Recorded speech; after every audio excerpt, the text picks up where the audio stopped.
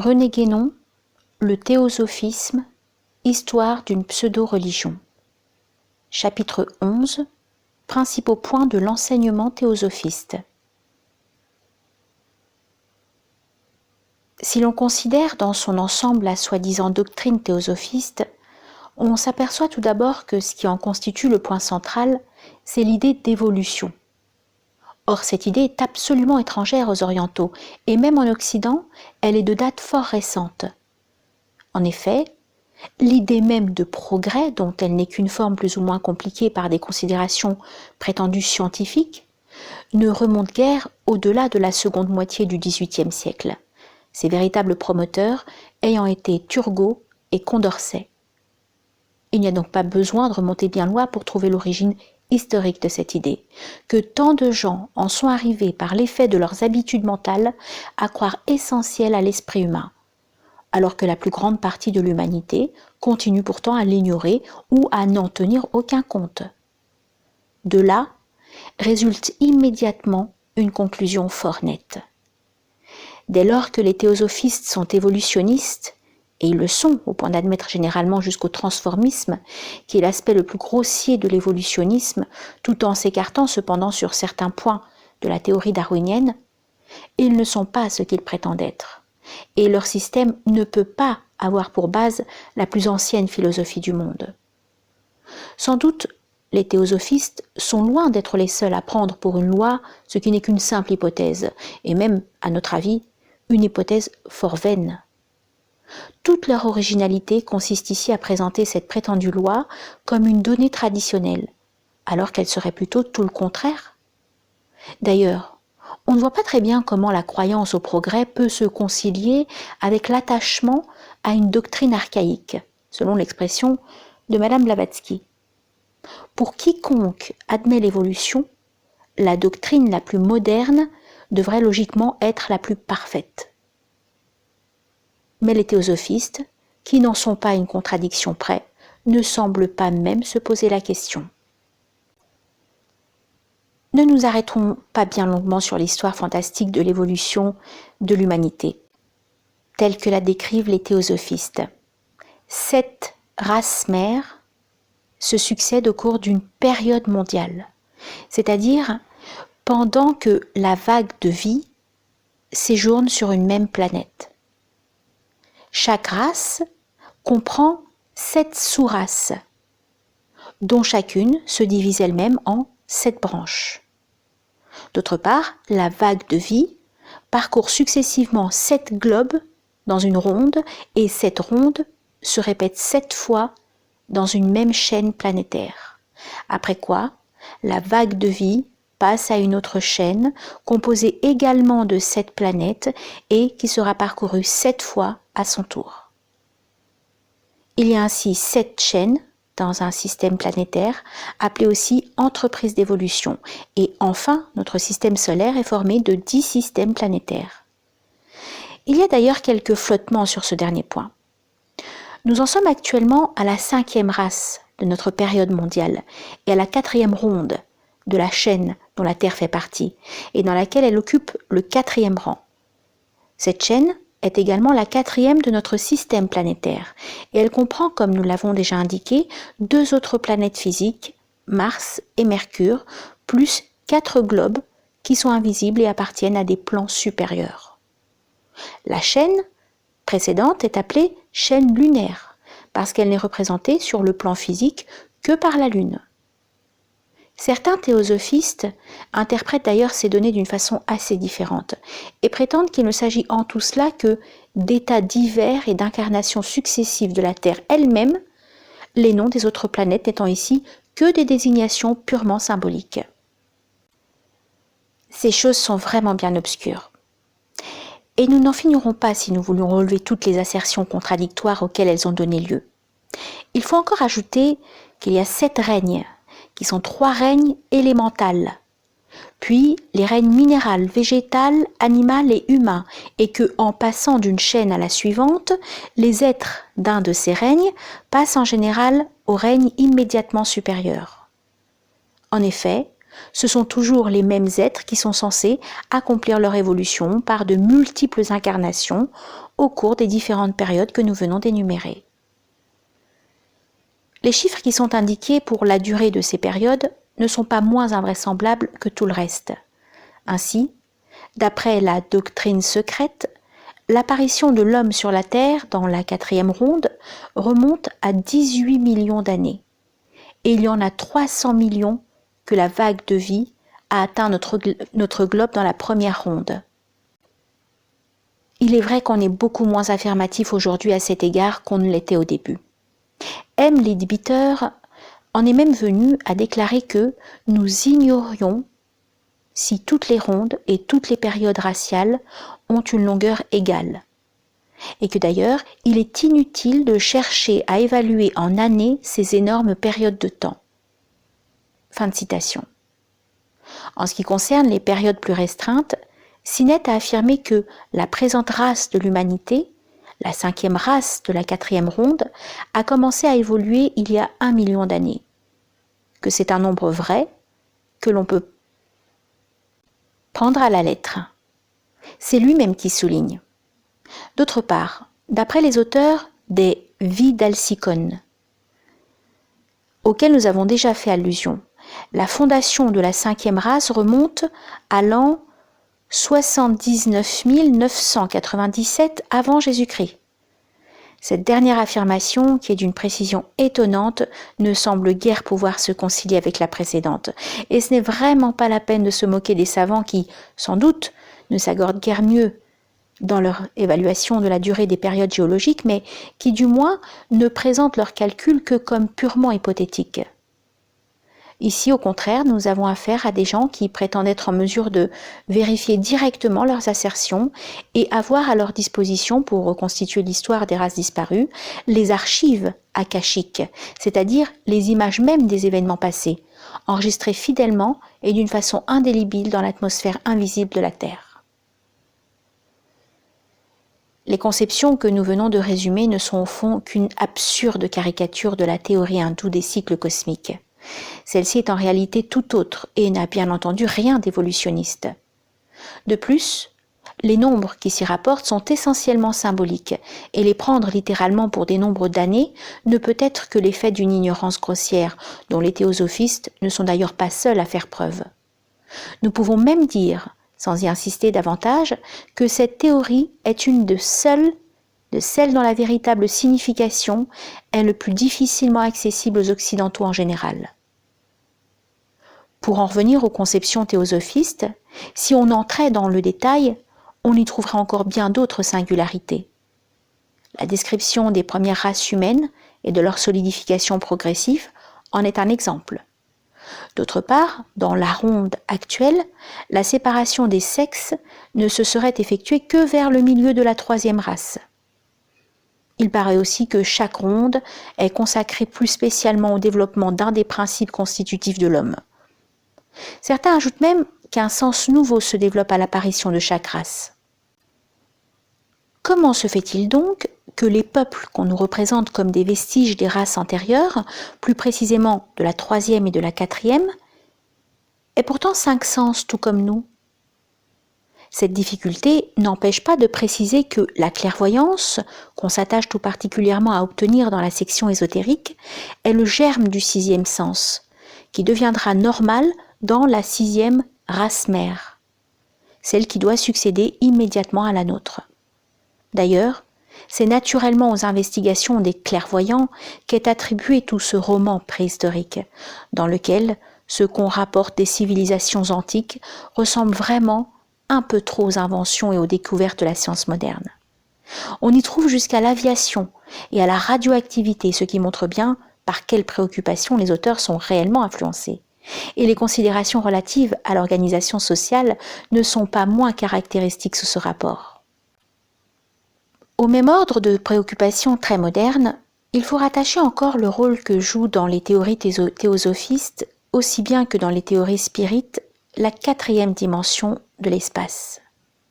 Les théosophistes vont même plus loin dans les dimensions supérieures et ils déclarent catégoriquement que l'espace a 7 dimensions, ce qui sera trouvé fort arbitrairement par les mathématiciens qui conçoivent des géométries à un nombre quelconque de dimensions, tout en ne les regardant d'ailleurs que comme de simples constructions algébriques, traduites en termes spatiaux par analogie avec la géométrie analytique ordinaire.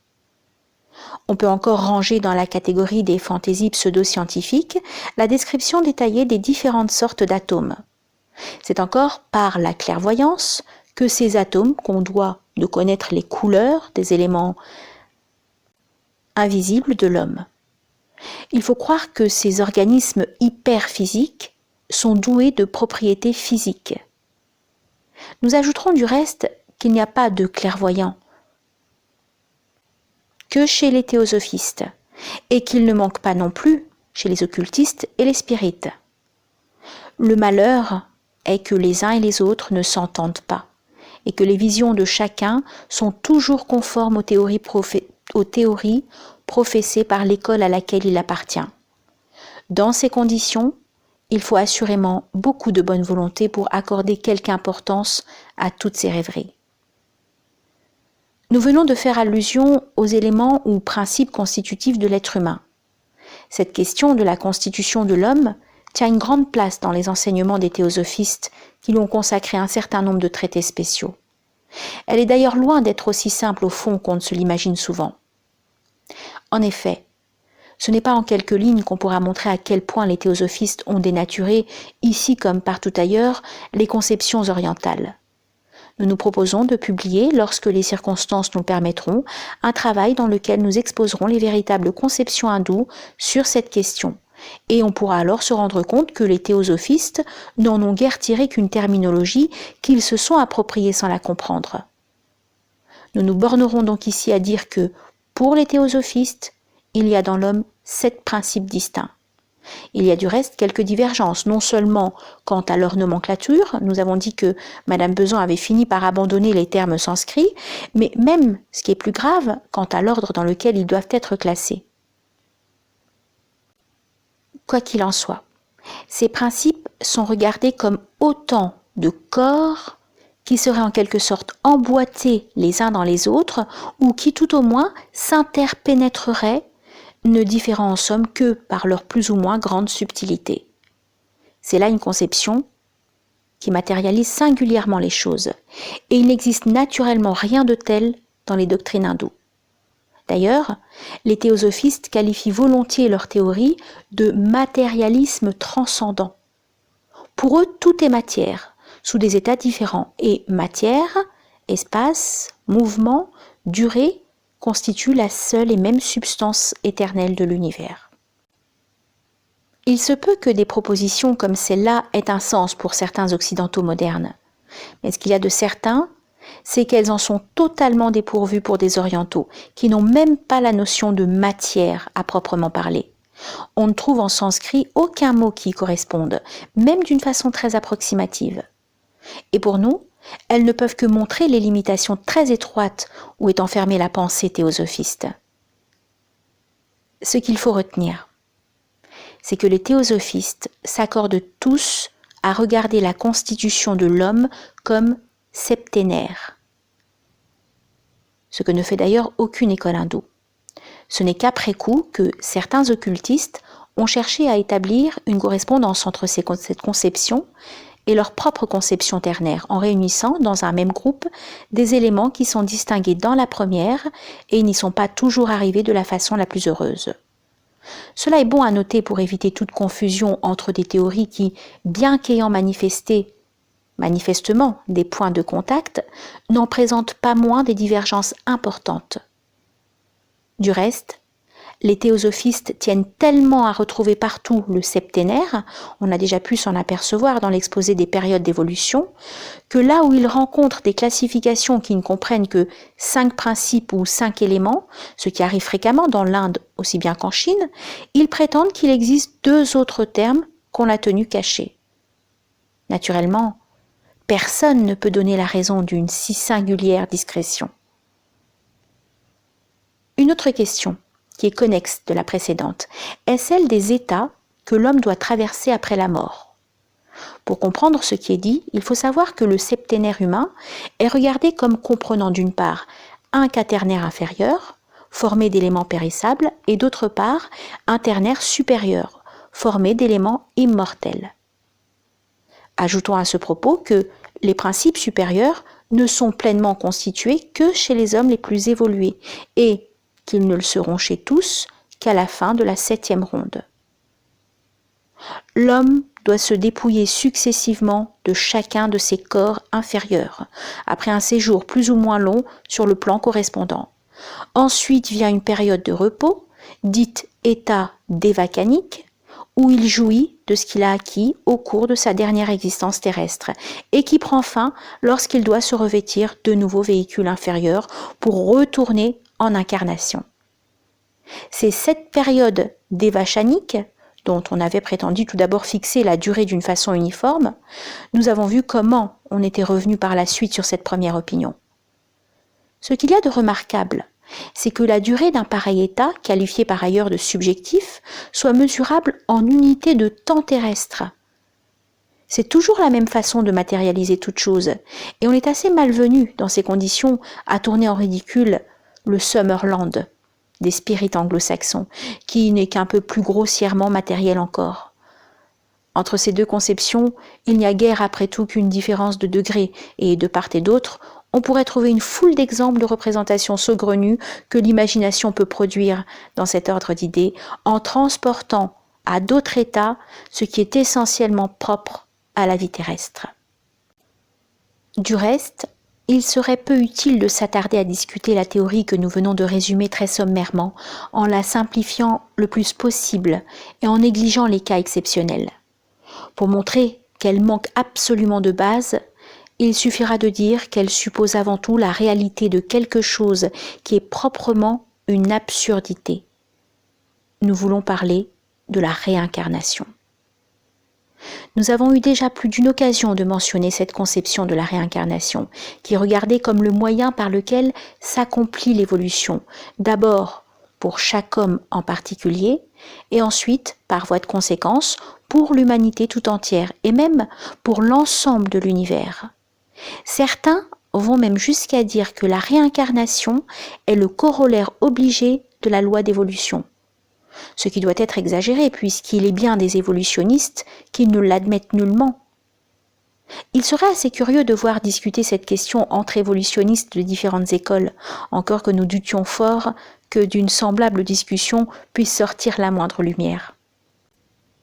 Quoi qu'il en soit, cette idée de réincarnation est encore, comme celle d'évolution, une idée très moderne. Elle paraît avoir surtout pris corps vers 1830 ou 1848 dans certains milieux socialistes français. La plupart des révolutionnaires de cette époque étaient des mystiques, dans le plus mauvais sens du mot, et l'on sait à quelles extravagances donnèrent lieu, parmi eux, les théories fouriéristes, saint-simoniennes et autres de ce genre.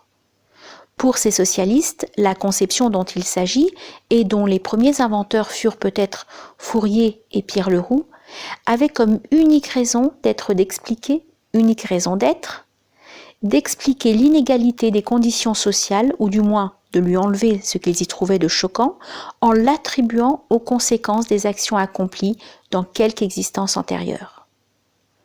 Il arrive aussi parfois aux théosophistes de mettre cette raison en avant, bien qu'ils y insistent généralement moins que les spirites.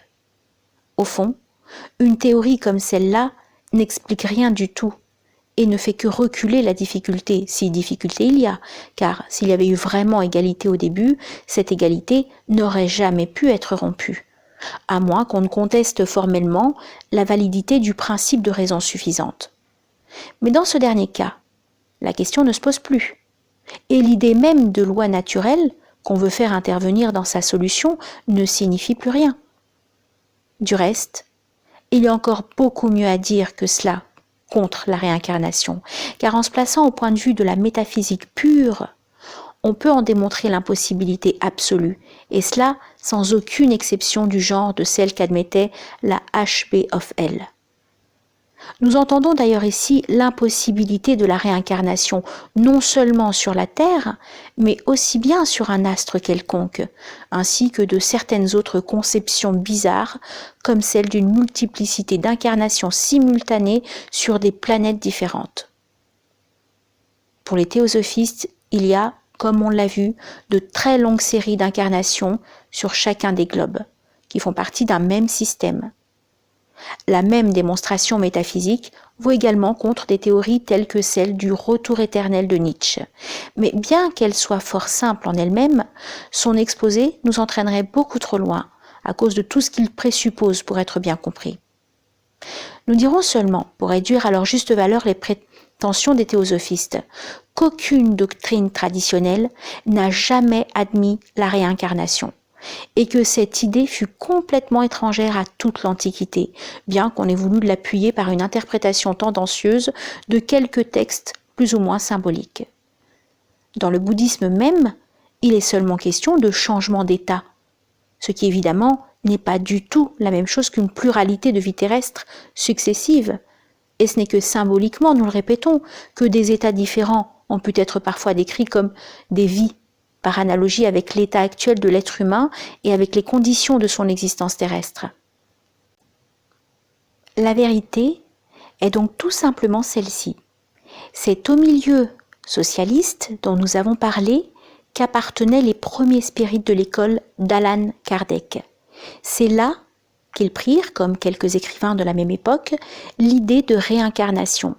Et c'est dans l'école spirite française que Madame Blavatsky, comme un peu plus tard les occultistes de l'école papusienne, trouva cette idée à son tour. Ce que nous savons de la première période de sa vie ne permet aucun doute à cet égard. Nous avons vu cependant que la fondatrice de la Société théosophique avait eu parfois quelques hésitations et qu'elle avait même abandonné pendant un certain temps la théorie réincarnationniste, dont ses disciples, par contre, ont fait un véritable article de foi, qu'on doit affirmer sans même chercher à le justifier. Mais d'une façon générale, et en laissant de côté la période où elle fut sous l'influence de la HB of L, elle aurait pu conserver et faire sienne la devise d'Allan Kardec. Naître, mourir, renaître et progresser sans cesse, telle est la loi. S'il y a eu divergence de vue entre Madame Blavatsky et les spirites français, ce n'est pas sur le principe même, mais seulement sur les modalités de la réincarnation. Et ce dernier point est d'une importance bien secondaire par rapport au premier. Du reste, nous avons vu que les théosophistes actuels y ont encore introduit quelques modifications. Il est assez curieux de remarquer d'autre part que les spirites anglais et américains, contrairement aux spirites français, rejettent formellement la réincarnation. Du moins, ils la rejetaient tous du temps de Madame Blavatsky. Mais il en est aujourd'hui quelques-uns qui l'admettent, probablement, bien qu'ils ne s'en rendent pas compte, sous l'influence des idées théosophistes, qui se sont si prodigieusement répandues dans les pays anglo-saxons. Bien entendu, il en est ici exactement comme dans le cas des expériences des clairvoyants. Les communications reçues par les uns et les autres de ces spirites confirment chacun, dans sa théorie, comme s'il n'était que le simple reflet de ses propres idées. Nous ne voulons d'ailleurs pas dire qu'il n'y ait que cela dans toutes les communications de ce genre, mais à l'ordinaire, il y a certainement beaucoup de cela. À la prétendue loi de la réincarnation se rattache la loi dite du karma, d'après laquelle les conditions de chaque existence seraient déterminées par les actions accomplies au cours des existences précédentes. C'est cette loi invisible et inconnue qui adapte avec sagesse, intelligence et équité chaque effet à chaque cause, et qui, par cette dernière, arrive jusqu'à celui qui l'a produite. Madame Blavatsky l'appelle loi de la rétribution, et Sinnett, loi de la causalité éthique. C'est bien en effet une causalité d'un genre spécial, dont la conception est subordonnée à des préoccupations d'ordre moral. C'est, si l'on veut, une espèce de justice immanente. Une semblable conception se retrouve également, sauf le mot qui la désigne ici, chez les occultistes et chez les spirites, dont beaucoup vont même jusqu'à prétendre déterminer avec une extraordinaire précision, et dans les moindres détails, les relations entre ce qui arrive à un individu dans sa vie présente et ce qu'il a fait dans ses vies antérieures. C'est surtout dans les ouvrages spirites que ces considérations abondent, et elles atteignent parfois le comble du ridicule. On doit reconnaître que les théosophistes en général ne vont pas tout à fait jusque-là, mais ils n'en traitent pas moins, avec de grands développements, la théorie du karma, dont le caractère moral explique la place de plus en plus large qu'elle tient dans leurs enseignements, car le théosophisme, entre les mains des successeurs de Madame Blavatsky, tend à devenir toujours plus moraliste et sentimental. D'autre part, certains en sont arrivés à personnifier le karma, et ce pouvoir plus ou moins mystérieux et vague est devenu pour eux une entité véritable, une sorte d'agent chargé d'appliquer la sanction de chaque acte. Madame Blavatsky s'était contentée d'attribuer ce rôle à des êtres spéciaux qu'elle appelait les seigneurs du karma, et auxquels elle donnait aussi le nom de lipikas, c'est-à-dire ceux qui écrivent ou enregistrent les actions humaines. Dans cette conception théosophiste du karma, nous trouvons un excellent exemple de l'abus des termes sanscrits mal compris, que nous avons déjà signalé. Le mot karma, en effet, signifie tout simplement action et rien d'autre. Il n'a jamais eu le sens de causalité. Cause se dit en sanskrit karana, et encore moins de cette causalité spéciale dont nous venons d'indiquer la nature. Madame Blavatsky a donc assigné tout à fait arbitrairement ce nom oriental de karma à une conception très occidentale, qu'elle n'a d'ailleurs pas inventée de toutes pièces, mais où il faut voir une déformation de certaines idées préexistantes, à commencer par l'idée même de causalité. Et cette déformation est encore, en partie tout au moins, un emprunt fait au spiritisme, car il va de soi qu'elle est étroitement liée au fond de la théorie réincarnationniste elle-même. Nous n'insisterons pas sur les autres enseignements qui ont une moindre importance et dont nous indiquerons seulement quelques points lorsque l'occasion s'en présentera dans la suite. Il en est d'ailleurs qui ne doivent pas être attribués à Madame Blavatsky elle-même, mais qui appartiennent en propre à ses successeurs. En tout cas, l'exposé que nous venons de donner, si succinct qu'il soit, nous paraît suffisant pour montrer le peu de sérieux de la soi-disant doctrine théosophiste, et surtout pour établir qu'elle ne repose, malgré ses prétentions, sur aucune base traditionnelle véritable. On doit la placer tout simplement à côté du spiritisme et des diverses écoles d'occultisme, toutes choses avec lesquelles elle a une évidente parenté dans cet ensemble de productions bizarres de la mentalité contemporaine auquel on peut donner la dénomination générale de néo-spiritualisme. La plupart des occultistes aiment aussi à se recommander d'une tradition occidentale, qui est tout aussi fantaisiste que la tradition orientale des théosophistes, et pareillement formée d'un amalgame d'éléments disparates. Autre chose est de rechercher le fond identique qui peut très réellement, dans bien des cas, se dissimuler sous la diversité de formes des traditions des différents peuples, et autre chose de fabriquer une pseudo-tradition en empruntant aux unes et aux autres des lambeaux plus ou moins informes, et en les rassemblant tant bien que mal, plutôt mal que bien, surtout quand on n'en comprend vraiment ni la portée ni la signification, ce qui est le cas de toutes ces écoles. Celles-ci, à part les objections d'ordre théorique qu'on peut leur adresser, ont tout en commun un inconvénient dont on ne saurait se dissimuler la gravité. C'est de déséquilibrer et de détraquer irrémédiablement les esprits faibles qui sont attirés dans ces milieux. Le nombre des malheureux que ces choses ont conduit à la ruine, à la folie, parfois même à la mort, est bien autrement considérable que ne peuvent se l'imaginer les gens insuffisamment renseignés, et nous en avons connu les plus lamentables exemples. On peut dire, sans aucune exagération, que la diffusion du néo-spiritualisme, sous toutes ses formes, constitue un véritable danger public, qu'on ne saurait dénoncer avec trop d'insistance. Les ravages accomplis, surtout par le spiritisme, qui en est la forme la plus répandue et la plus populaire, ne sont déjà que trop grands. Et ce qui est le plus inquiétant, c'est qu'il semble actuellement s'accroître de jour en jour.